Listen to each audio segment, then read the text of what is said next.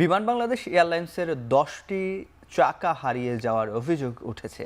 কর্তৃপক্ষ জানিয়েছে, চাকাগুলো অন্য একটি এয়ারলাইন্সের সঙ্গে অনুমতি ছাড়াই পরিবর্তন করা হয়েছে। ইতিমধ্যে এই ঘটনায় বিমানবন্দর থানায় একটি জিডি দায়ের করা হয়েছে।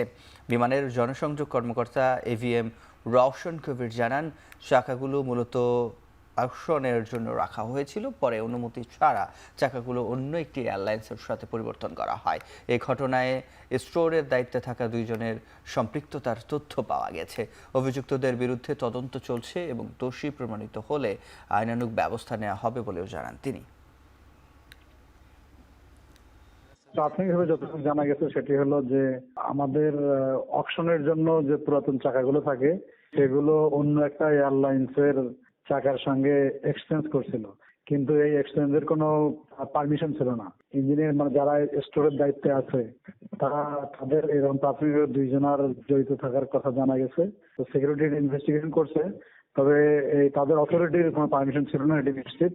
তো সেক্ষেত্রে তারা নিজেরাই যদি এরকম এক্সচেঞ্জ করার মানে করতে গিয়েছিল যেহেতু, অতএব এটা যদি প্রমাণিত হয় সেক্ষেত্রে তাদের বিরুদ্ধে মানে কঠোর ব্যবস্থা নেওয়া হবে।